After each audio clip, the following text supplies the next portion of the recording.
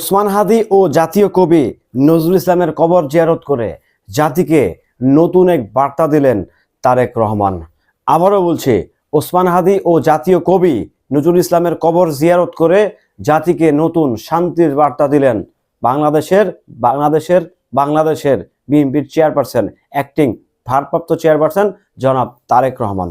Hello everyone, আসসালামু আলাইকুম। শিমুল আছি আপনাদের সঙ্গে। বাংলাদেশে সত্য প্রবাহ চলছে, তীব্র শীত, তীব্র থেকে তীব্র 64 জেলায় সমান তালে চলছে।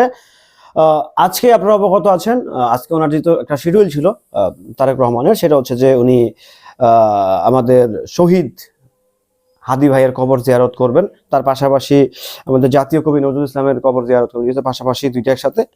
তো উনি যখন যান, সবচেয়ে মজার ব্যাপার হচ্ছে যখন উনি শাহবাগে যান, তার আগেই হচ্ছে ইনকিলাব মঞ্চের যারা এই একটা প্রোগ্রাম আয়োজন করেছে, আপনারা জানেন তারা একটা আন্দোলন করছে হাদি ভাইয়ের বিচারের দাবিতে। তো সেই জায়গাটা না অটোমেটিক্যালি তারা ফাঁকা করে দিচ্ছে, যে যেহেতু হাদি ভাইয়ের কবর জিয়ারত করতে যাবেন বাংলাদেশের জনপ্রিয়, আমি এখন বলি রাইট নাও সুপারস্টার আমাদের তারেক রহমান, তো সেই জায়গা থেকে ওনারা কিন্তু রাস্তাটা ছেড়ে দিয়েছে। আসলে তারেক রহমান যেভাবে উনি নিজেকে জাতির সামনে মেলে ধরছেন, তুলে ধরছেন পজিটিভ ওয়েতে, এটা আসলে আমাদের রাজনৈতিক যে সিস্টেম, সেই সিস্টেমে আসলে যায় না।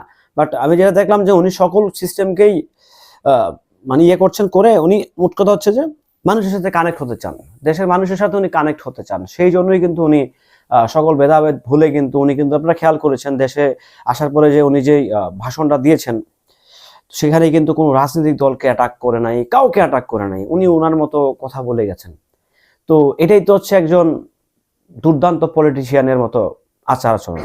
তো সে জায়গা থেকে তারেক রহমান হচ্ছে হাদি ভাইয়ের কবর জিয়ারত করেছে, আমাদের জাতীয় কবি নজরুল ইসলামের কবর জিয়ারত করেছে, উনি মেবি হচ্ছে অন্য কোথাও যাচ্ছে আবারও। তো সবকিছু মিলিয়ে আসলে ব্যাপারটা আমার কাছে ভালোই ছিল, ভালোই লাগছে যে উনি ওনার যে 3 দিনের যে কর্মসূচি, দেশে আসার পর 2 দিন শেষ, কালকে আই হ্যাভ নো আইডিয়া, কালকে সরি হ্যাঁ 3 দিন, আজকেরটা সহ 3 দিনের কর্মসূচি শেষ।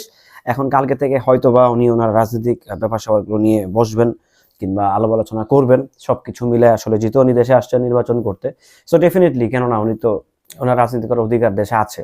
উনি বাংলাদেশের বৃহত্তম রাজনৈতিক দলের এখন ভারপ্রাপ্ত চেয়ারম্যান, অ্যাক্টিং চেয়ারম্যান। সো ওই জায়গা থেকে ভালো একটা দিক আমরা তারেক জিয়া কিংবা তারেক রহমানের যেই জনপ্রিয়তা দেখছি, ডেফিনেটলি সেটা ভালো দিকেই যাচ্ছে, খারাপ না। আমি তো ভাই তার ফ্যান হয়ে গেছি, সত্যি কথা বলতে আমি তার ডাই হার্ট ফ্যান। তার যে পরিমাণ ফ্যান ফলোয়ার ওনার, মাই গড, জাস্ট আনবিলিভেবল। যাই হোক, সবাই ভালো থাকবেন, সুস্থ থাকবেন। আপডেটটি কেমন ছিল অবশ্যই কমেন্ট করে জানিয়ে যাবেন।